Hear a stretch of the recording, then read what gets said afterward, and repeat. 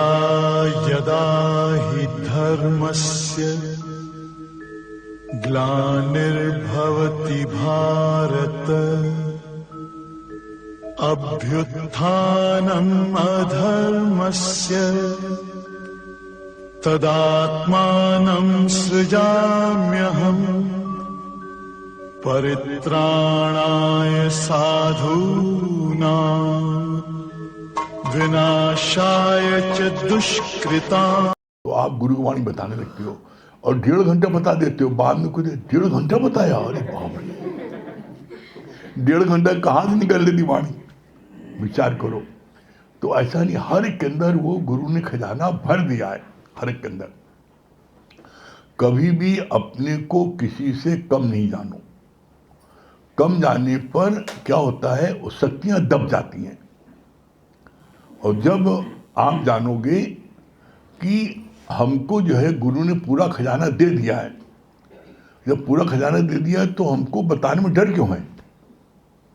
डर उसको लगता है जो व्यक्ति स्वयं में भरोसा नहीं करता, और उसको डर हम गलत न बता दें, गलत न बता दें, यही सोचता है गलत न बता दें। अरे भाई, कौन ऐसा व्यक्ति दुनिया में है, कोई है, दादा भगवान से लेकर के, गीता भगवान से लेकर, ब्रह्म भगवान से लेकर के, कोई ऐसा नहीं है जिसने बताने में गलती न की हो।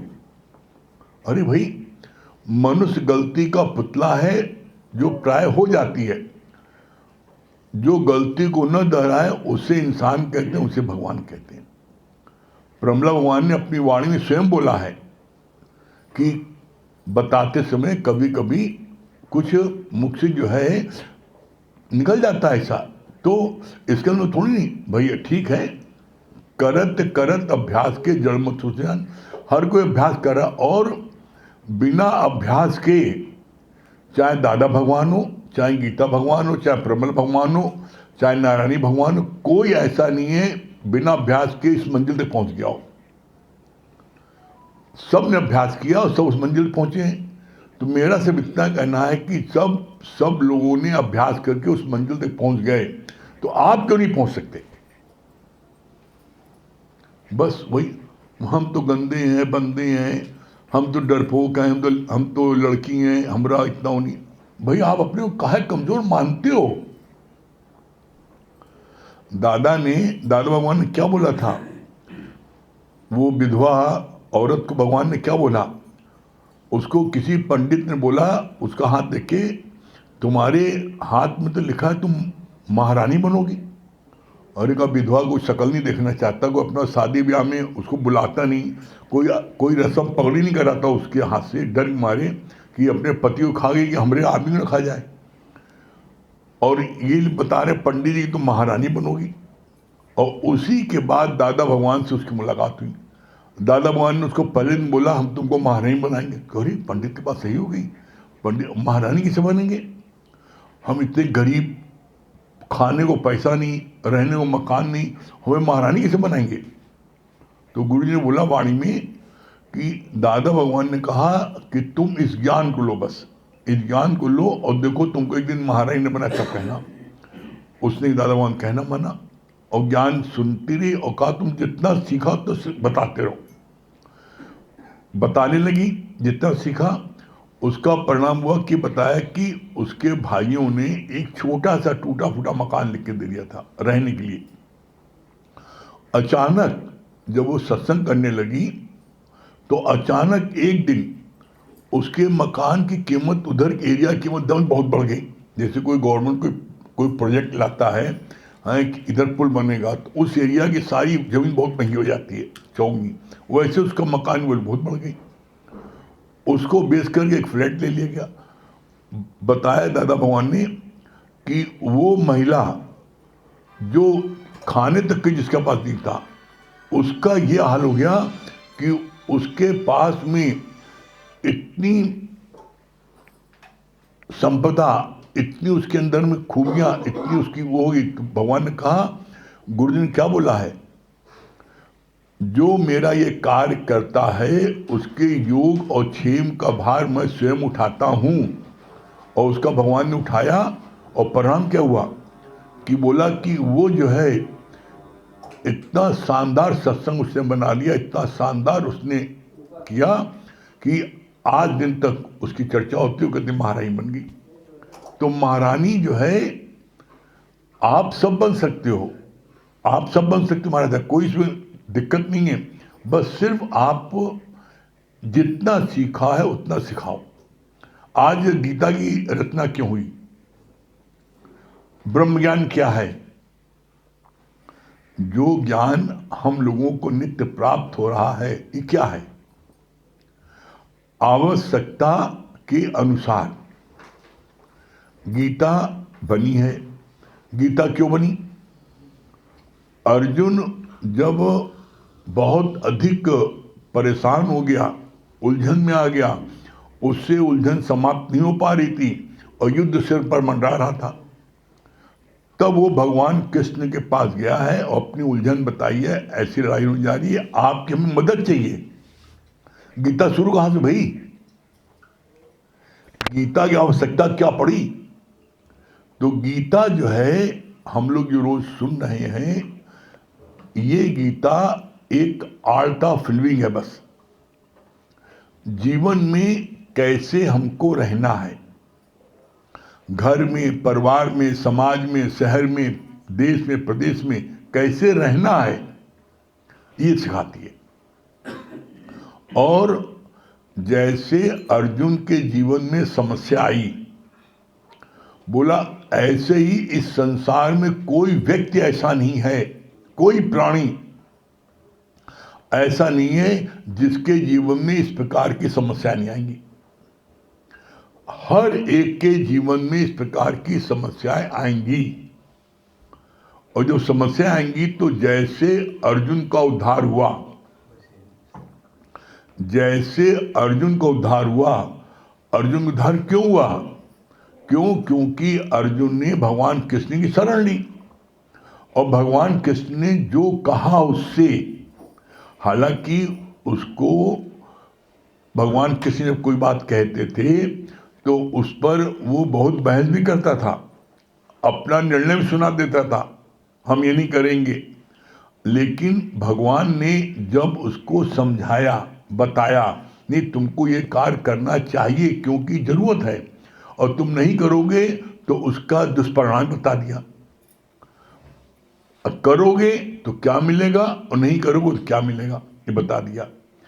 इसके बाद में अर्जुन ने भगवान कृष्ण की बात को माना और भगवान कृष्ण को बात माना तो इतनी बड़ी महाभारत जीत गया। तो कोई ऐसा इस धरती पर प्राणी है जिसके जीवन में अर्जुन की तरह समस्या ना है? हर की समस्या आएगी। लेकिन इसका सिद्धांत क्या है? जो कृष्ण की शरण आ जाता है, जो गुरु की शरण आ जाता है, वो उस समस्याओं से बड़ी सरलता से विजय प्राप्त करके मंजिल को प्राप्त कर लेता है। अर्जुन को मंजिल कैसे प्राप्त हो गई? अर्जुन को आप देखो, गीता का पहले अध्याय से लेकर के 18वें अध्याय तक अर्जुन ने भगवान कृष्ण से 50 बार बहस किया है। उनकी बात को कहा नहीं मानेगा, हम ये करेंगे, हम ऐसा करना चाहते हैं, मेरा शरीर ऐसा बोल रहा है, मेरी आंख फड़फड़ा रही है, मेरा हाथ कांप रहा है, मेरा पैर कांप रहा है, मैं खड़े होने योग्य नहीं हूँ, मैं युद्ध क्या करूँगा? और कह के धनुष बाण भी रख दिया, मैं युद्ध नहीं करूँगा, निर्णय भी सुना दिया। लेकिन जब भगवान कृष्ण ने उसको समझाया कि तुम क्षत्रिय हो, तुम युद्ध कर नहीं रहे हो, तुम्हारे ऊपर युद्ध थोपा गया है, और तुम अगर इस युद्ध से भागते हो तो तुम भगोड़े कहलाओगे, तुम डरपोक कहलाओगे। लोग कहेंगे अर्जुन भगोड़ा था, डरपोक था, बुजदिल था। और जब लोग ये बोलेंगे तुमको, एक क्षत्रिय को जब ये बोलेंगे, एक सम्मानित व्यक्ति को, समाज में इसका, समाज में इतना मान, उसको ये बोलेंगे कि अर्जुन नपुंसक था, तो तेरा क्षत्रिय खून खौलेगा और तुम उस समय युद्ध करने के लिए दौड़ोगे। तो उस समय तुम्हारा धर्म युद्ध नहीं होगा, उस समय तुम्हारा अहंकार के युद्ध होगा। जब ये बात समझाई है, इसके बाद में फिर भयानक वचन सुनाए हैं और रोचक वचन सुनाए हैं। बोला अगर तुम युद्ध करोगे, और युद्ध में दो गति है, युद्ध जीतोगे तो इस पृथ्वी का राजभोग करोगे, और युद्ध नहीं करोगे, युद्ध में लड़ते हुए मारे जाओगे तो वीरगति प्राप्त करोगे। तुम जो युद्ध नहीं करोगे तो तुमको लोग नपुंसक, भगोड़ा, डरपोक सब बोलेंगे, तो उस समय तुम्हारा क्षत्रिय गुण खोलेगा, और एक सम्मानित व्यक्ति के लिए निंदा जो है वो मौत से ज्यादा बढ़ के है। तो ऐसे में भगवान ने बोला कि उस समय अर्जुन को जब ये बात समझाई, पहले अध्याय से 18वें अध्याय तक भगवान को समझाना पड़ा है। अर्जुन को हर बात पर समझाना पड़ा है, हर बात पर वो अपनी मन बुद्धि चलाता था, और गुरु की बात को, कृष्ण की बात को पहले मना करता था। जब कृष्ण समझाते थे तो उसकी अच्छाई ये थी कि कृष्ण जब समझाते थे तो समझाने में मान जाता था। जब कृष्ण ने समझाया कि देखो तुम 3 गति है, अगर तुम युद्ध से भागते हो, युद्ध नहीं करते हो, युद्ध सामने आ गया है तो वहां पर युद्ध थोपा गया है, युद्ध नहीं करते हो तो लोग तुमको बोलेंगे भगोड़ा है, डरपोक है, नपुंसक है, इतनी बात बोलेंगे, तुम्हारा खून खोलेगा, तुम्हारी समाज में इज्जत लुट जाएगी। दूसरा रास्ता है युद्ध करो। युद्ध करोगे तो जब उसने ये बोला ना, अहंकार में बड़ा अपने को बलिष्ठ समझ रहा था, जब ये बोला कि मैं अपने ही सगे संबंधियों को मारकर खून से सने हाथों से मैं राज्य करना उचित नहीं समझता, इससे अच्छा समझता हूं मैं भीख मांगकर गुजारा बसर कर लूं। तो इसका मतलब ये ओवर कॉन्फिडेंस था, हो गया, मैं सबको जीत लूंगा, मैं इनको नहीं मारूंगा, मैं इनको मार के खून से सने हाथों से राज्य कर लूंगा। तो इसका मतलब वो समझता तो मैं सब थोड़ा वीर हूं, सबको मार लूंगा। तब भगवान ने उसको समझाया कि तुम ये बात कैसे बोल रहे हो, तुम इनको सबको मार दोगे खून से सना, ये तुमको मारेंगे, तुम उनको मारोगे, ये डिसीजन तुमने अभी कैसे कर लिया? जब युद्ध में जा रहे हो तो कोई किसी को मार सकता है, और अगर तुम मारे गए तो वीरगति को प्राप्त होगा, तुम्हारा नाम होगा, सूरवीरों में वीरगति को प्राप्त हुआ।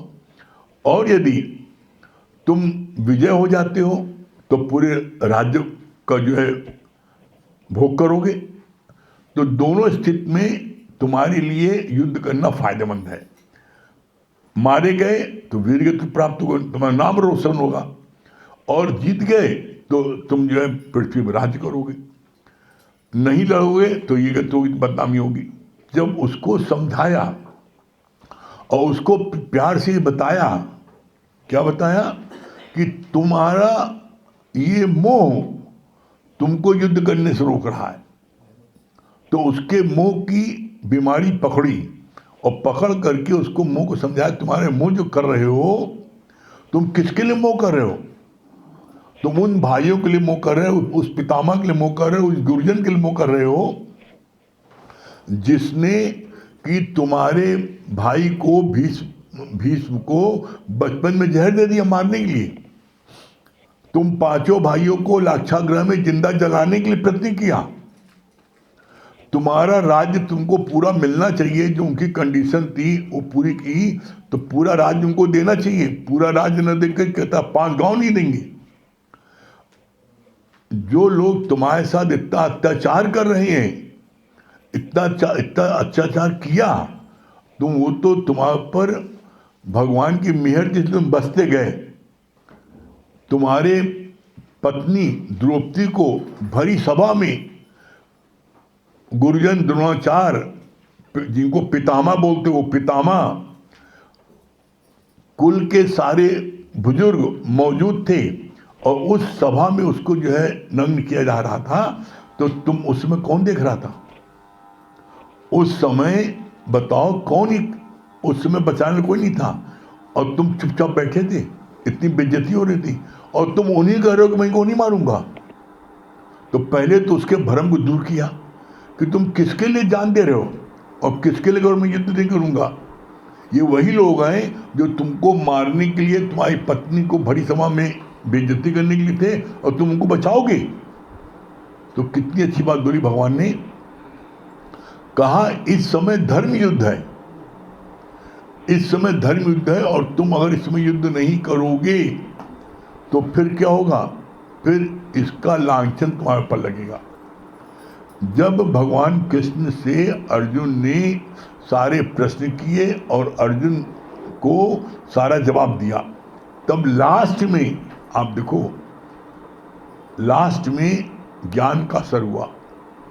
लास्ट में अर्जुन ने अपनी स्थिति बताई है और क्या बोला है, अर्जुन ने अपनी स्थिति क्या बोली, ये बोला आपके आध्यात्मिक ज्ञान से मेरे सारे संशय भ्रम दूर हो गए। अब मैं अपनी ओरिजिनल स्थिति में हूँ। अब मुझे ये स्मृत हो आया है कि मैं कौन हूँ। मुझे अपनी स्मृत हुआ, ये वर्डिंग लिखा है, मुझे अपनी स्मृत मतलब मुझे अपनी याद आ गई है कि मैं कौन हूँ। मैं वो ब्रह्म हूँ, हमें याद आ गया। मैं वो शक्ति हूँ, ये हमको महसूस हुआ। तो अपनी इच्छित से भगवान कृष्ण को परिचय कराया कि मेरी इसमें ये स्थिति है। अब मैं अपनी स्मृत हूँ, अब मुझे पता लग गया हु आई एम, मैं कौन हूँ। मैं वही ब्रह्म हूँ जो आप हो। गुरु ने पहले दिन बोला जो तू है सो मैं हूँ और जो मैं हूँ सो तू है, मोहित तू भेद के, तो पहले दिन बोला। तो इसी बात को अर्जुन ने क्लियर किया। अब मुझे अपनी स्मृति हो आई है, मैं कौन हूँ जान गया हूँ, मेरे सारे संशय भ्रम दूर हो गए हैं। लास्ट में फिर उसने किया बेवकूफ़ी, अच्छा आप बताओ मैं क्या करूँ। लास्ट में भगवान ने फिर पूछा तो भगवान ने कहा मैं क्या बताऊँ, मैंने तुमको सारी चीज़ बता दी, तुम्हारे जो मन करो। तब उसने युद्ध किया है, मारा है। तो इसी तरीके से जैसे अर्जुन को 50 बार उसको भ्रम हुआ, 50 बार वो परेशान हुआ और उसने भगवान कृष्ण से प्रश्न किए, उसी तरीके से जीवन में 50 बार आपके जीवन में उतार चढ़ाव आता है। रोज कोई न कोई नई प्रॉब्लम आ जाती है। आप नई प्रॉब्लम जो आती है उसको प्रॉब्लम से डर के आप सुसाइड करके भागते हो। प्रॉब्लम से डर के आप जंगल भागते हो, मैं सन्यास ले रहा हूँ, मैं घर में नहीं रहूँगा। तो आज दिन तक जिसने भी सुसाइड कर लिया, जिसने भी सन्यास ले लिया, जंगल भाग के चला गया, या जो डिप्रेशन में आ गया, तो क्या उनकी समस्या हल हो गई? हल नहीं, उनकी समस्या हल तो नहीं ना। तो ऐसे में भगवान ने बोला वो लोग सब क्या हुए, वो सब अधोगति को प्राप्त हुए जो भाग गए, जंगल भाग गए। सन्यास धर्म कहीं लिखा ही नहीं पूरी गीता में। सन्यास धर्म जो है वो भगोड़ों का काम है, डरपोक का काम है, बुज़दिल काम है। जो घर में अपमान हो जाता है, घर में किसी कर्म प्राणी से नहीं पट पाती है, तो वो व्यक्ति जो है भागता है जंगल। तो जंगल भागने भगवान ने बोला क्या तुम अपना पेट साथ नहीं ले जा रहे हो? वो जंगल में तुमको भूख भी लगेगी, खाना कहाँ से खाओगे, भीख मांगोगे। तो बोला, इसीलिए बोला जंजालपना ज़्यादा अच्छा है कंगालपने से। कंगालपना मतलब जंगल जहाँ कोई ना हो, जंजालपना जहाँ मेरे सारे कर्म प्राणियों घर द्वार। इसीलिए गुरु नानक साहब ने कितना अच्छा बोला है, घर में रहे जो उदास नाना हम ताका दास। घर में कर्म प्राणियों को साथ में रहते हुए जीवन बिताना ये सबसे बड़ी तपस्या है। इसीलिए गुरु नानक साहब को बोलना पड़ा, घर में रहे जो उदास नाना हम ताका दास, मैं उसका दास हूं। अब घर में जो आपके कर्म प्राणी मिले हैं वो आपके बीज बोने के अनुसार मिले हैं। जो बीज आपने पिछले जन्म में बोया था उस बीज को काटने के लिए आपके कर्म प्राणी मिले हैं। आपको इतने खराब कर्म प्राणी क्यों मिले? आपको इतना पति काहे मिला, शराबी, कबाबी, मारपीट करने वाला, गाली गलौज बकने वाला?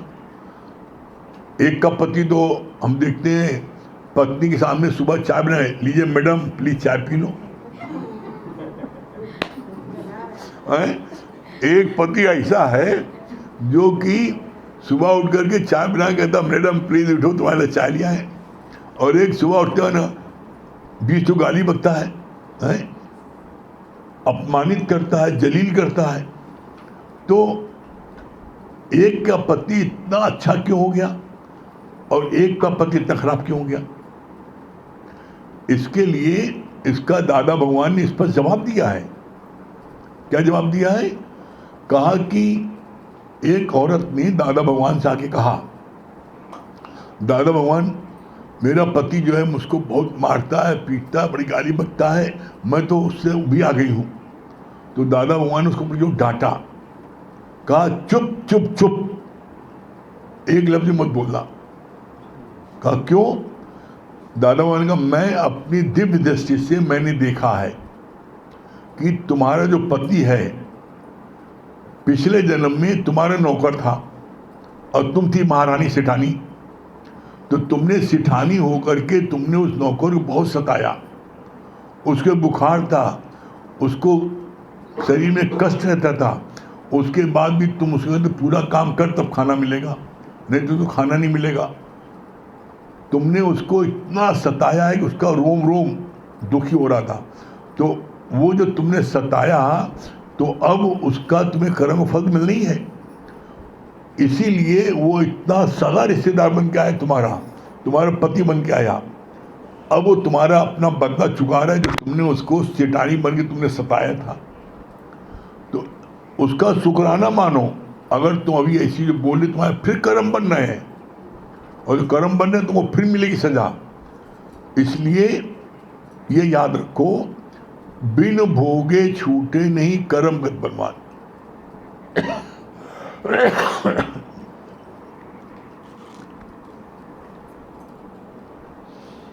जो तुमने कर्म किया है उन कर्मों को तुम्हें भोगना पड़ेगा, उससे छुटकारा नहीं मिल सकता है। और जब तक उन कर्मों को तुम पूरा पूरा भोग नहीं लोगे तो वो मुक्ति नहीं मिलेगी। बिन भोगे छूटे नहीं कर्मगत बलवान। तो ऐसे में इतना नजदीक रिश्तेदार बन गया था कि तुम्हारे कर्मों को कटाता है। तो ऐसे में तुम उसके जो भी जास्ती है उसको हंस के भोगो तो तुम्हारे कर्म कट जाएंगे और मुक्ति मिल जाएगी। अगर ऐसा नहीं करते हो, भागते हो, जैसे कोई जेल खाने बंद हो और जेल तोड़ा के भागे, पकड़ा जाएंगे तो डबल सजा मिलती है। तुम भागो, अरे मेरा पति बड़ा हमारे साथ अत्याचार कर रहा है, जाके सुसाइड कर लो, तो जेल से भागना हुआ, पकड़े जाओगे। जितने लोग सुसाइड करते हैं तो क्या उनकी मौत हो जाती है? ऐसा भी देखा कि हाथ पैर सब टूट गया, बेकार हो गया, शरीर एकदम लेकिन जिंदा है, तो और ज़्यादा कष्ट भोग रहे हैं। तो इसलिए बोला जेल से भागो नहीं बल्कि जागो, और जाग करके ये महसूस करो कि मेरे ही कर्मों का फल मेरे सामने है। तो इसीलिए बोला ज्ञानी भोगे हंस के, अज्ञानी भोगे रोए। आप जो है ये सोचो कि मेरे कर्म काटने के लिए आया, मैं इसका शुक्राना मानूं, और शुक्राना मानोगे तो आपके नए कर्म नहीं बनेंगे और आप जो है भोग लोगे। और ऐसा हमने इसी सत्संग में देखा है, कितने लोग ऐसे हैं जिनको मैं बहुत नज़दीक से जानता हूँ। कितनी विपरीत परिस्थिति, पति गाली गलौज मारपीट करे, सब कुछ करे, लेकिन कभी वो घर छोड़ के भागे नहीं। वो घर में रहे, सबको प्यार करते रहे और सबकी सेवा करते रहे। आज हम देखते हैं कैसे महारानी तरह सब उनको लोग पूछते हैं, सब उनको मान करते। क्यों? वो अपने कर्मों को हंस के भोगा और किसी का विरोध नहीं किया। बोला आप अपने कर्मों को भोगते जाओगे। बोला ज्ञानी भोगे हंस के, अज्ञानी भोगे रोए। आप भी सोचो कर्मों की सजा नहीं मिलेगी, ये नहीं, कर्मों की सजा मिलेगी जरूर, लेकिन आप उन कर्मों को हंस के भोगोगे तो उसका परिणाम क्या होगा? उसका परिणाम होगा आपको अगला जन्म क्या होगा? अगला जन्म नहीं मिलेगा, आप मुक्ति को प्राप्त होगे, आप भगवान से मिलकर एक होगे, अन्यथा फिर 84 लाख योनि फिर भटकोगे। तो इसलिए ब्रह्म ज्ञान क्या है? ये गीता ज्ञान क्या है? हमें कैसे घर में रहना है, घर कैसे स्वर्ग हो सकता है, कैसे परिवार में खुशियाँ आ सकती हैं, कैसे हमें समाज में रहना है, हमें ये ब्रह्म ज्ञान सिखाता है। और बिना ब्रह्म ज्ञान के आप देख लो, घर घर लागी आग। कोई ऐसा घर नहीं जिसने ज्ञान प्राप्त नहीं किया इस ब्रह्म ज्ञान को। आप उसका घर देख लो, चाहे वो करोड़पति हो चाहे अरबपति हो, घर जाके देख लो आप क्या दशा है। ये अपनी आंखों देखी बात बता रहे हैं। करोड़पति नहीं, अरबपति हमारे मित्र हैं, उनको हम जानते हैं, हम नाम नहीं बता रहे, लेकिन ऐसे हैं अरबपति, अरबों रुपए हैं, इकलौता बेटा है, और दोनों बेटे बाप बेटे में जो है वो कहते निकलो बाहर, कमरे में तुम्हें मार डालो। वो कमरा बंद कर लेते डर के मारे। रात को 2 बजे फोन करते भाई जल्दी आओ बचाओ, तो पी पा के हमको मारने उतला है। पुलिस में FIR लिखाते हैं, एक दूसरे को जो है मारने को वो यत्न करते हैं, एक दूसरे पर कोर्ट केस करते हैं, पुलिस वो करते हैं, FIR करते हैं। हमने कहा तुम लोग पागल हो क्या भाई? जो तुम इतना रुपए, अरबों रुपए तुम के लिए कर रहे हो पागल राम? अब एक लौता बेटा तुम्हारा है, वो तुम्हें ऐसी उसको सब देना रहेगा, तो तुम काहे उसके लिए जान दे रहे हो अपनी? ये बर्बाद कर रहा है, हमको बर्बाद करा बात करे। तुम ये सारा धन बोलो तुमने कमाया है इतना, किसको दोगे? अरे सब मिलना उसी को है, तुम और किसी को नहीं दोगे। उसी को मिलना है तो जैसा करना करने दो। वो कहता हम अपनी स्टाइल से व्यापार चलना चाहते हैं, कहता हम अपनी स्टाइल करना चाहते हैं। दो ईगो ही टकरा रहा है। हम भाई तुम पुराने ज़माने में हो गए, वो लेटेस्ट है, वो कंप्यूटर जानता है, सब चीज़ जानता है, लेटेस्ट स्टाइल से काम करना चाहता है, तुम मुंशीगिरी वाला काम कर रहे हो। तो ऐसे में ये देखो तुम्हारे बच्चे ने तुम्हारे व्यापार को बढ़ाया है कि घटाया है? तुम्हारा व्यापार जब से बच्चा इन्वॉल्व हो, तुम्हारा व्यापार दुगना चौगुना हो गया। तो कुछ दिमाग उसके है, और तुम उसी बच्चे को जेल में रहने में लगे हो, उसी बच्चे को तुम कर रहे हो। कल को बच्चा सुसाइड कर ले तो धन क्या करोगे? किसके लिए लड़ रहे हो भाई तुम? तो सिर्फ एक कारण है, अज्ञान। अगर ये ब्रह्म ज्ञान ले लेते, बहुत बार कहा सत्संग आओ, अरे मरे फुर्सत ने सत्संग बता रहे हो आओ। इतना रुपए कि गिन नहीं पाते वो, लेकिन सत्संग के लिए नहीं। और एक बात आप समझ लो, चाहे कोई व्यक्ति कितना भी अरबपति हो जाए, धन समुद्र पर्यंत धन हो जाए, गुरुजी ने ये वर्डिंग बोली है, किसी व्यक्ति के पास समुद्र पर्यंत धन हो जाए, उसके बाद भी उसके मन में धन कमाने की इच्छा समाप्त नहीं होती। अब समुद्र पर्यंत धन में क्या करोगे? लेकिन और कमाएंगे और कमाएंगे। ये संतोष सिर्फ ब्रह्म ज्ञान लेने पर आता है कि अब हम क्या करेंगे, इतना पैसा कि हम इसको दोनों हाथ से उलझें तब भी खत्म नहीं सकता। मरते दम तक ऐसे लुटाते रहें। लोग कहते नहीं क्या, जब कोई बहुत पैसा लुटाने लगता है तो कहते हैं कोरू खजाना है कहाँ के पास? कोरू खजाना क्या है? कोरू जो है एक राजा था जिसके पास में इतना धन था कि उसकी खजानों की चाबी जो उसके खजानों की वो थे, स्टोर थे, किले थे, उसकी चाबी ऊंटों पर लटके जाती थी। मतलब कितनी लाखों चाबी होगी उस पर लटकी जाती थी। और उसका हाल क्या था? इतना धन होने के बाद भी इतना कंजूस था वो, इतना मक्खी चूस था कि उसने एक बार क्या किया, उसने जो है सब तरफ से टैक्स लगाकर लोगों से सब पैसा ले लिया, किसी के पास एक पैसा नहीं छोड़ा। तब भी उसका जो फिदौती दिमाग था, उसने कहा पता नहीं कुछ छुपा के रखा हो तो कैसे पैसे निकलवाएं। सारे टैक्स से पैसा ले, किसी को एक पैसा नहीं छोड़ा। तब उसके उस खुराफाती दिमाग ने आइडिया सोचा कि ऐसी स्कीम रखें जिससे कहीं भी छुपा के निकाल ले।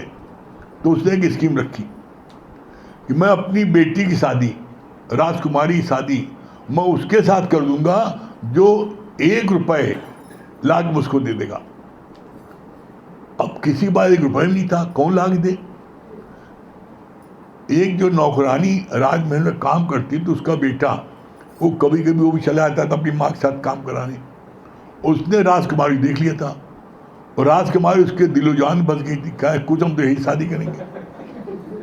अब खाने का ठिकाना नहीं और राजकुमारी शादी करेगा। लेकिन कहते नहीं है, जब किया इरादा पक्का तो कोई भी चीज़ असंभव नहीं ना। जब उसने कंडीशन सुनी तो बड़ा खुश हो गया। अरे 1 रुपये देना है, शादी कर देगा। उसने क्या किया, माँ से कहा 1 रुपये दो। अरे कहा बेटा 1 रुपये, एक पैसा नहीं रहा जहर खाने को, मैं कहाँ दूँ।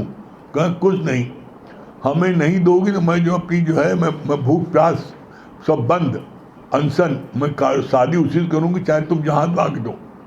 माँ की ममता, इकलौता बेटा, खाना पीना बंद, और वो बेचारा एकदम सूखे कांटा हो जा रहा है। माँ बेचारी तड़प रही है, हे भगवान कैसे मेरा इकलौता बेटा, मैं कैसे बचाऊँ इसको। तो कहते नहीं आवश्यकता आविष्कार की जननी है। माँ बड़ी व्याकुल होगी, भगवान को याद कहे प्रभु किसी तरह मेरे बच्चे की जान बचाओ। तो उसको संकट में जब भगवान को दिल से याद करता है तो भगवान कोई ना कोई राह दिखा देते। तो भगवान ने उसको राह दिखा दी कि जब तुम्हारे पति का शरीर शांत हुआ था तो उसको मरते समय कब्र में गाड़ने के पहले उसके मुंह में 1 रुपया डाला गया था।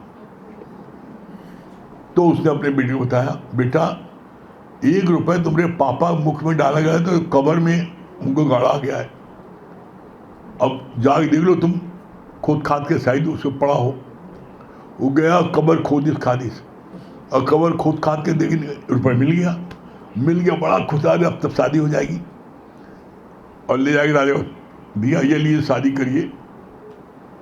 कहे शादी तो करेंगे तुम्हारी, हम जरूर करेंगे, पहले ये बताओ तो रुपये पाए कहाँ से, और नहीं तुमको फांसी सजा दी जाएगी। अब बेचारा बड़ा घबरा, क्या करें, एक तरफ फांसी से जाओ, एक तरफ रानी मिलने वाली है राजकुमारी। तो उसने सही सही बात बता दी कि ऐसा ऐसा मैंने 11 दिन तक मैं कुछ नहीं खाया। मेरी माँ ने मुझको बताया कि पापा के जो है मुख में रुपए मैंने डाला था मरते समय, वो शायद हो, तो मैंने कब्र खोद के निकाला रुपए। अब वो अपना दिमाग को खूब ठंडा, अरे भगवान ये तो भूल गया आइडिया, कितनी मेरे राज्य में कितनी कब्र है, वो सब 1-1 रुपये मुख डाले। तो उसने सारी कब्रें खुदाना शुरू कर दिया। सोचो इस पैसे के लालच में इंसान क्या करता है, सारी कब्र खुदवाना शुरू कर दिया उसने। जब गुनाह को पता लगा कि सारी कब्र खुदवा रहा है रुपए के लालच में, फिर बात आती ना, संत बड़े परमार्थी जाको शीतल अंग, और तपत बुझाए औरों की दे दे अपना रंग। संतों के मन में अनायास करुणा होती है। तब संत जी उसके राज्य में उसके महल तरफ गए, गुरुनानक साहब उसके महल तरफ गए और महल में दरवाजे पे जाके बोल के आओ कोरू से राजा से कि विवेक आए, गुरुनानक आए। तो जो जितना रईस होता है वो संतोष उतना डरता भी होता है, ऐसा ना श्राप दे दे कहीं। वो इज्जत नहीं करता है मन से, लेकिन डर के मारे ऐसा मुझे श्राप दे दे, तो भागा में आया तेजी से, हाँ हुक्म करिए।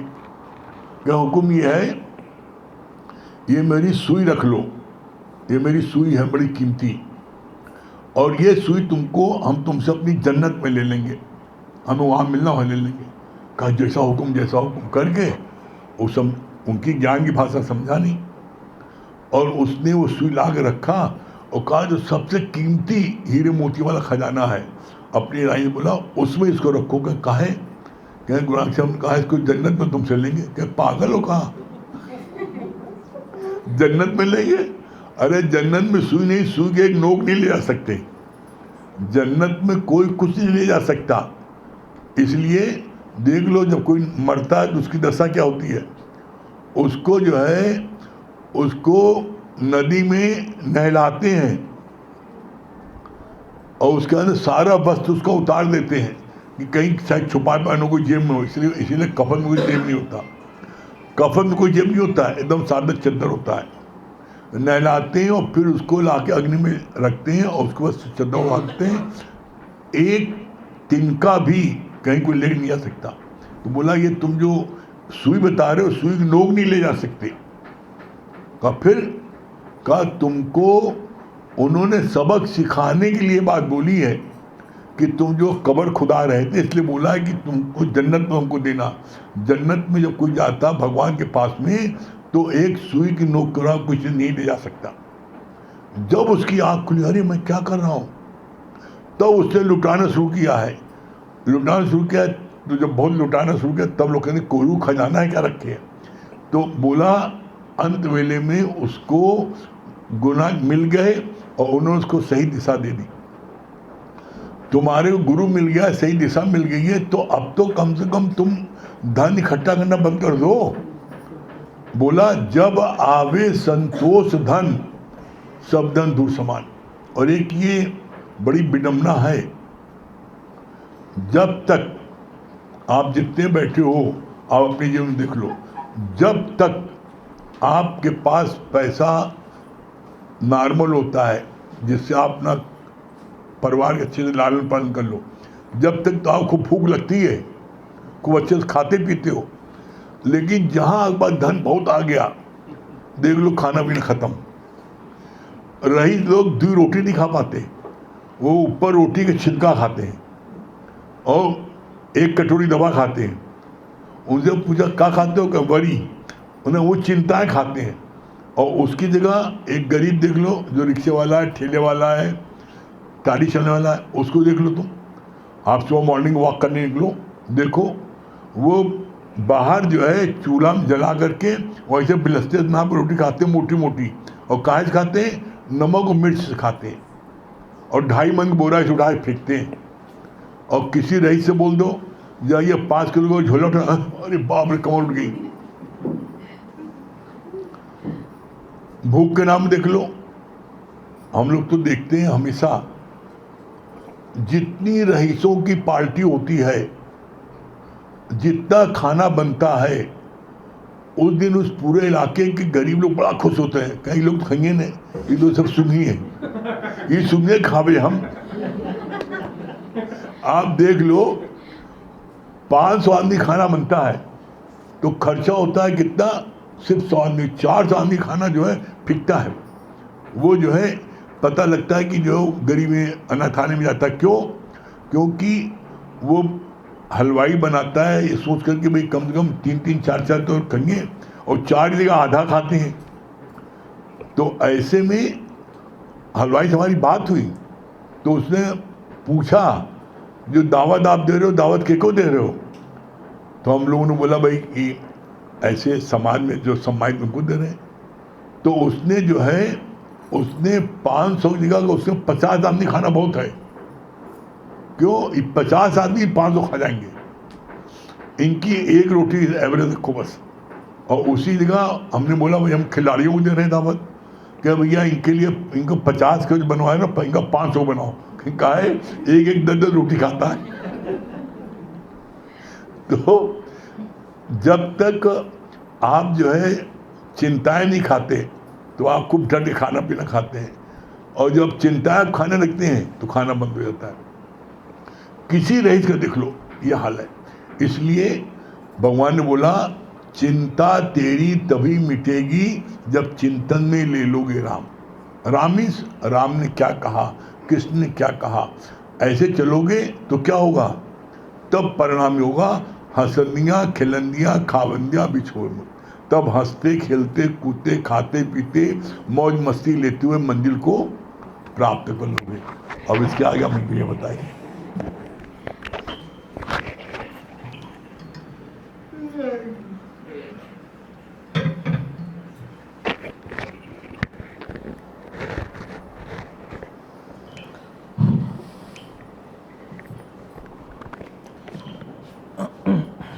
सभी प्रेमियों भाइयों, देखिए, अभी जैसे खिलाड़ी की बात चल रही थी तो हमको अपने ज़माने का एक किस्सा याद आ गया। जब हम खेला करते थे तो कई कई बार ऐसा होता था कि बहुत देर रात तक मैचेस खेलने पड़ते थे। तो एक बार रात में करीब 2:30 बजे तक मैच खेल के लौटे। तो मेरा एक जूनियर था, वो खाना खा के लौट रहा था। तो हमने उससे पूछा, हमने कहा यार इतनी लेट हो गया, अब भोजन कहाँ मिलेगा? तो कहा भाई साहब वो आगे वहाँ मिल जाएगा। हम कहा यार 2:30 बज रहा है, तुम कहाँ से आ रहे हो? कहा भाई साहब भोजन करके आ रहे हैं। तो हमने कहा यार चलो चलो। अब भाई साहब बहुत पेट भर के अभी करके आ रहे हैं, फिर वहाँ जाना पड़ेगा। अरे हम कहा यार चलो, इतनी रात में कहाँ हम ढूँढेंगे, चलो। तो हमारे रिक्वेस्ट पे चला तो गया, और जब हम वहाँ पर भोजन करने पहुँचे तो हमने कहा बैठो यार, साथ ही लौट लेंगे, कहाँ अकेले जाओगे? कहा ठीक भाई साहब। तो आदमी कटसी में जैसे पूछ लेता है कि यार तुम भी एक रोटी खा लो। तो हमने उससे कहा, मैं कहा यार अकेले क्या खाएंगे, तुम भी खा लो। तो पता चला वो 13 रोटी फिर खा गया।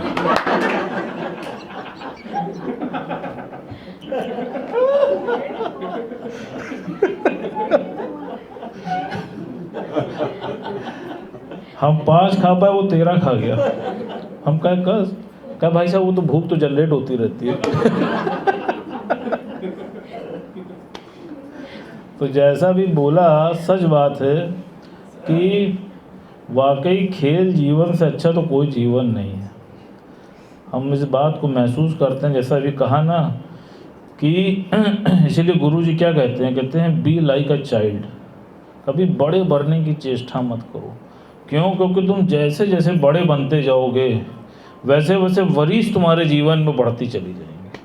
और हमने अपने जीवन में ये महसूस किया है, आप कभी देख लेना, जो व्यक्ति जितना बड़ा होता जाता है उसकी जितनी छोटी सी गलती भी होती है तो उसके परिणाम उसको बड़े भुगतने पड़ते हैं। जैसे आप देख लीजिए, कोई बहुत बड़ा नेता है, एक गलत बयान उसके मुख से निकल गया, देखिए पूरे देश में क्रांति आ जाती कि नहीं।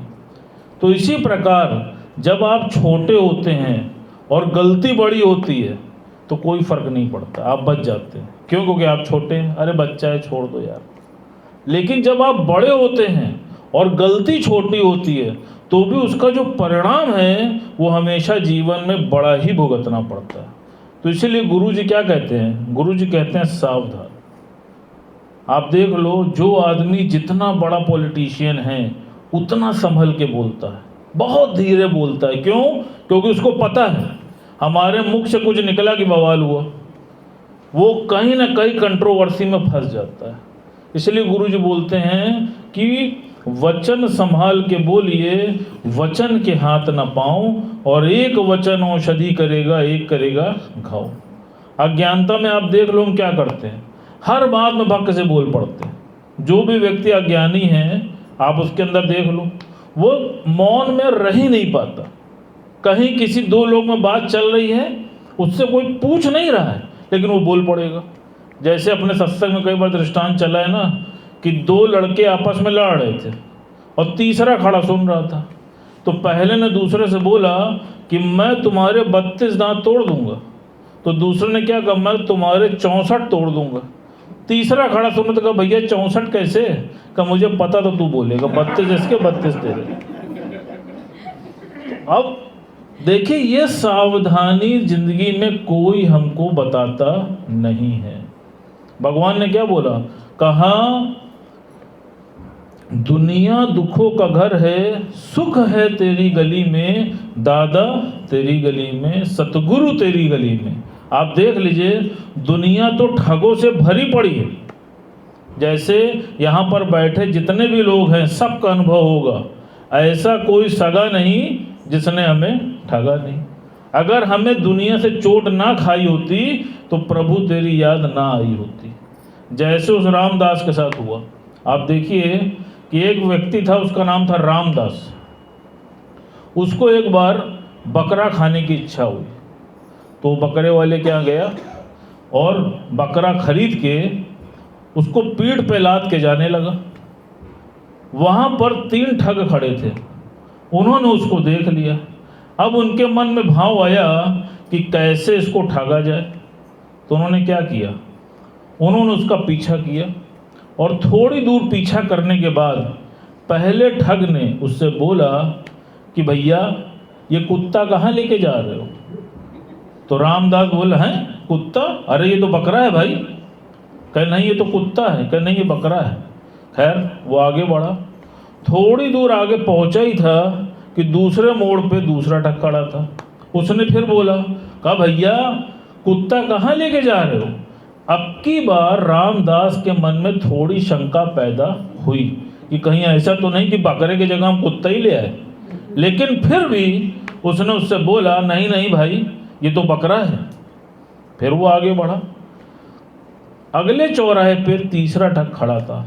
कहा भैया क्या जमाना आ गया है, लोग कुत्ता लेके जा रहे हैं। उसके मन में भाव आया कि लग रहा सचमुच मैं कुत्ता ले आया। अब की बार उसका आत्मविश्वास टूट गया और उसने क्या किया, उसने उस बकरे को वहीं फेंक के वो भाग गया। परिणाम क्या हुआ, वो सारे ठग उस बकरे को लेके चले गए। गुरुजी ने इसका बहुत सटीक सिद्धांत बताया। कहा इसी प्रकार दुनिया में भी हर आदमी तुमको ठगने के लिए बैठा पड़ा है। वो ताक लगाए बैठा है कि तुम उसकी शरण में आओ और ठग के चले जाओ। आपको देख लीजिए, एक भी आदमी आप ऐसा बता दो जो तुमको इस ज्ञान के मार्ग पे आगे ले जाता हो। कहता हो नहीं तुम बहुत अच्छा काम कर रहे हो, तुम खूब मन लगा के सत्संग किया करो, खूब मन लगा के ईश्वर की सेवा किया करो। कोई एक आदमी ऐसा मिला आज तक बता दो? जो कोई भी तुमको मिला उसने सिर्फ तुमको जीवन में भ्रमित किया। उसने तुमसे क्या बोला, पागल हो का, ये उम्र सत्संग करेगी, बहुत गुरु देखे हैं, एक से एक घंटाल देखे हैं, देखो फलनवा जेल में है, ओका देखो वहां बैठा है। आप बता दो किसी एक आदमी ने तुम्हारा निश्चय पक्का किया क्या? बता दो। सब ने तुम्हारे निश्चय को तोड़ने की चेष्टा की। सिर्फ गुरु ही एक ऐसा है जो तुमको बार बार मनाता है, तुमको बार बार समझाता है और तुम्हारे आगे ही बार बार झुक जाता है। भगवान ने क्या बोला, सामर्थ्यवान झुक सकता है, जिसके अंदर सामर्थ्य नहीं है वो नहीं झुक सकता। आप देख लो, जो लोग भी रिश्तेदार हैं, मित्र यार हैं, जिनसे जीवन में एक बार मन मुटाव हो गया, आप देख लो मरते दम तक उनसे संबंध नहीं हो पाता। क्यों? क्योंकि उनके अंदर झुकने का सामर्थ्य नहीं है, क्षमा करने का हृदय नहीं। लेकिन सिर्फ गुरु के अंदर एक सामर्थ्य है जो तुमको बार बार उन ठगों से बचाता है और तुमको इस ज्ञान की तरफ आगे बढ़ने की प्रेरणा देता है। जैसा गुरुजी ने बोला, कहा देखो as the company so the कल। क्यों दादा भगवान को बोलना पड़ा? उन्होंने बोला you just tell me what is your company, I will tell you what is your character. आप देख लो, और आज जितने भी युवा पीढ़ी हैं, जितने भी बच्चे बर्बाद हो रहे हैं, कारण क्या है? कुसंग। और बता दो क्या कारण है? जो कोई भी इस आध्यात्मिक राह में जुड़ गया तो आप बताओ कभी उससे क्या चाह के भी गलती हो सकती है क्या?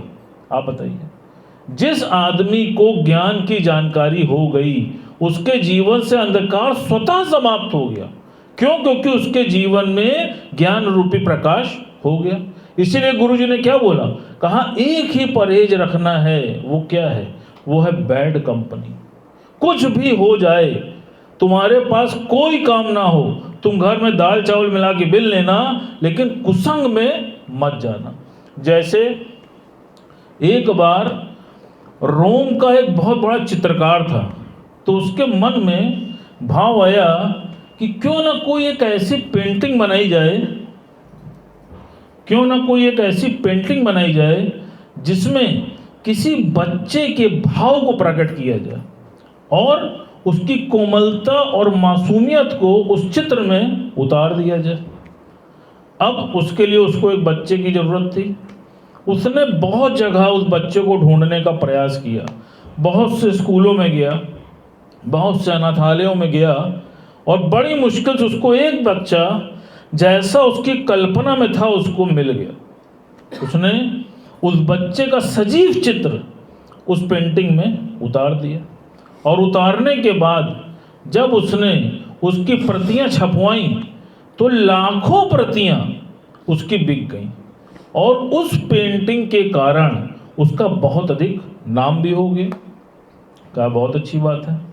काफ़ी समय बीता, कुछ सालों के बाद उसके मन में भाव आया कि जिस तरह मैंने बच्चे की पेंटिंग बनाई, अब की बार मैं एक ऐसे मनुष्य की पेंटिंग बनाऊं कि जिसके चेहरे में क्रूरता झलके, क्रोध झलके।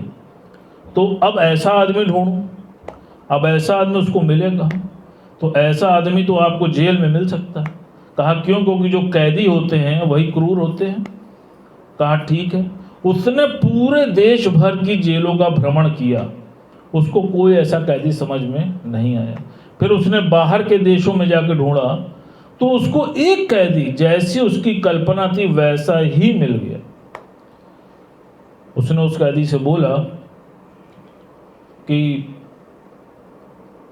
मुझे तुम्हारा चित्र उतारना है। अब किसी कैदी से अगर आप ये बोलो कि मुझे तुम्हारा चित्र उतारना है तो बड़ा हैरान हुआ कि भैया हमारा चित्र क्यों उतारना है। तो उसने उससे पूछा कि क्या कारण है।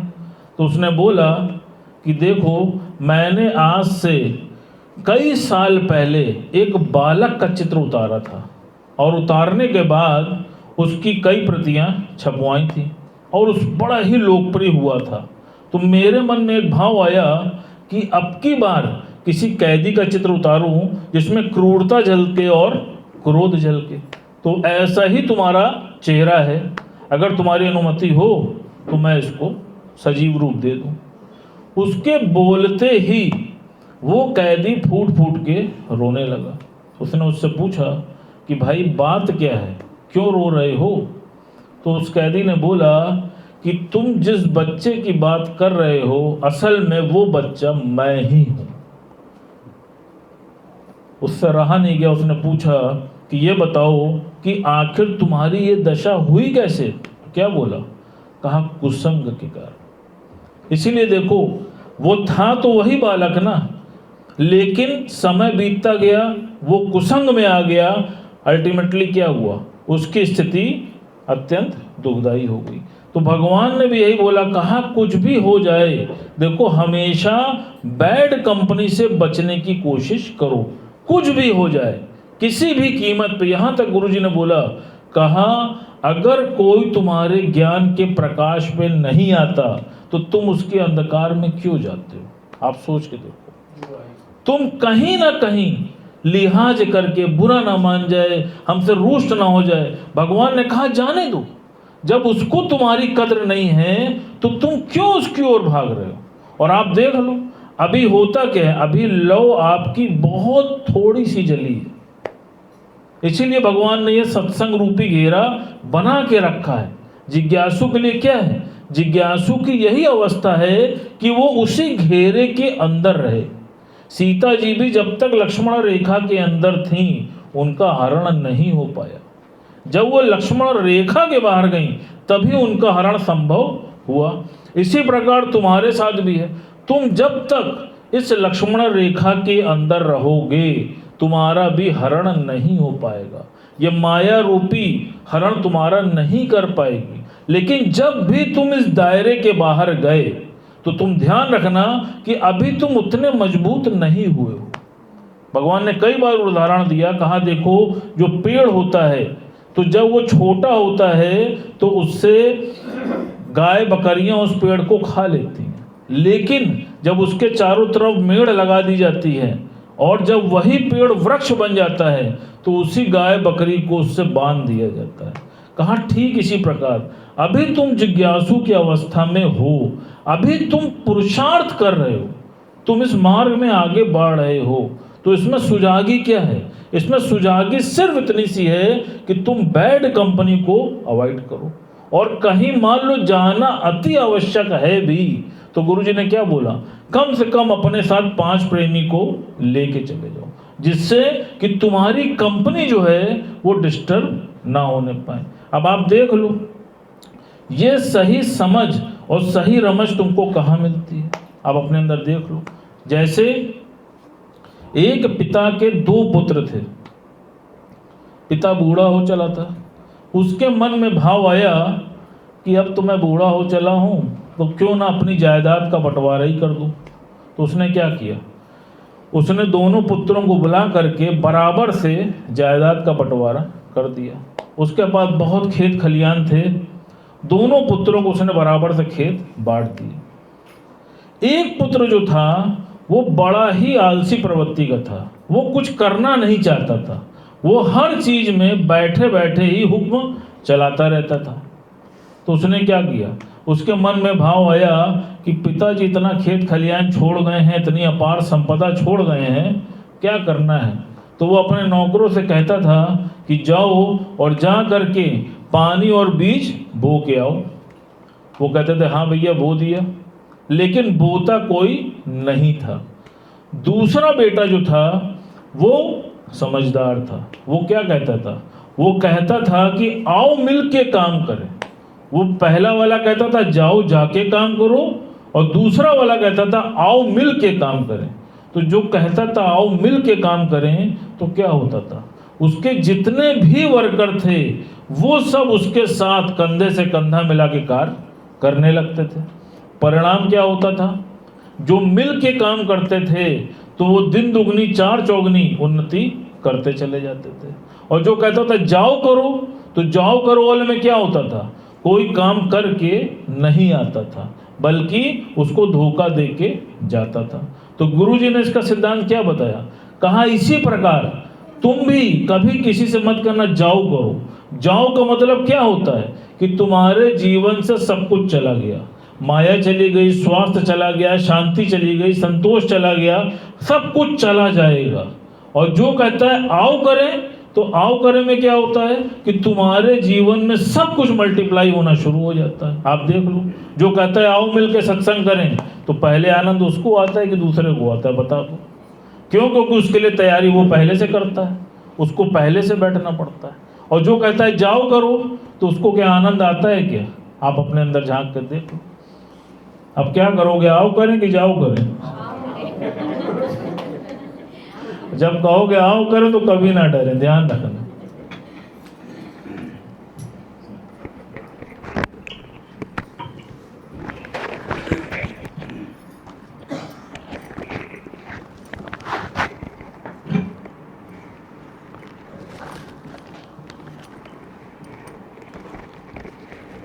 सभी प्रेमियों को हरिओम, राम राम। सत्य गुरु तू बेमिसाल है, तेरी क्या मिसाल दूं। सत्य गुरु तू बेमिसाल है, तेरी क्या मिसाल दूं। तेरा ख्याल दिल से, तेरा ख्याल दिल से कैसे निकाल दूं। सतगुरु तू बेमिसाल है, तेरी क्या मिसाल दूं। तेरा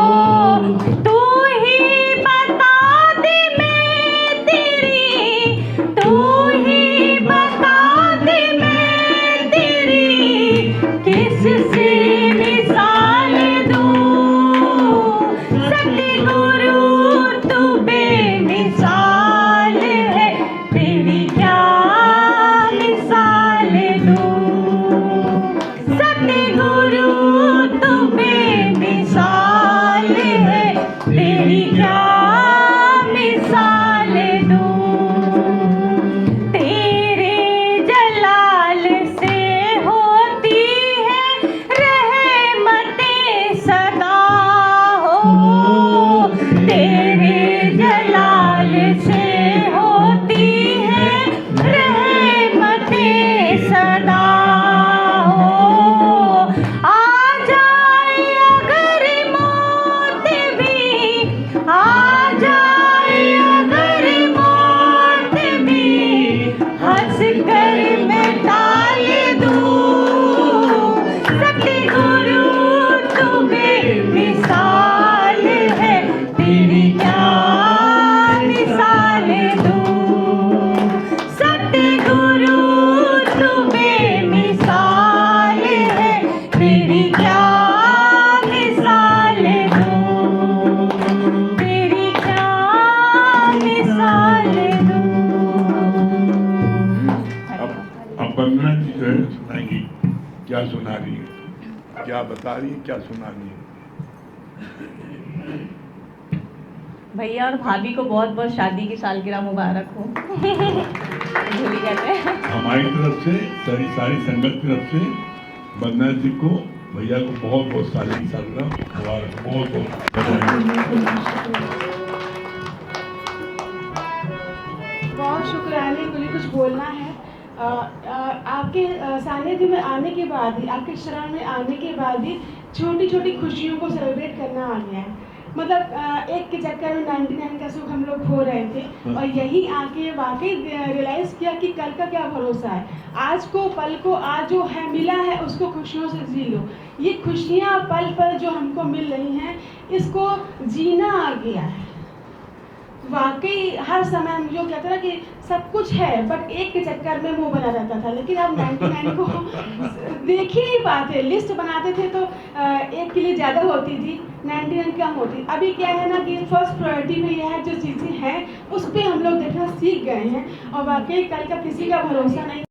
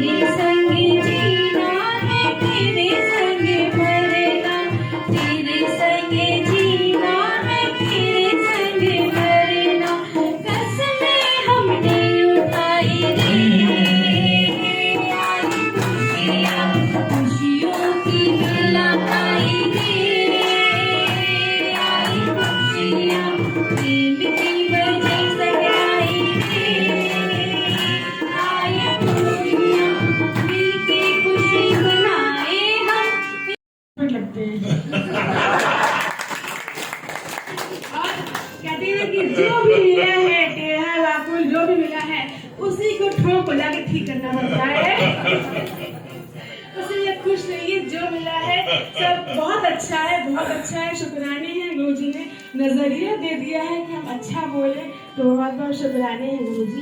और जो कार्यक्रम अभी हम लोग का गुरुजी की अनुमति और सहमति से ये कार्यक्रम हो रहा है, तो आज अंताक्षरी का कार्यक्रम हम लोगों ने भैया डिसाइड किया है। तो अगर आपकी परमिशन हो तो हम लोग स्टार्ट करते हैं थोड़ा सा।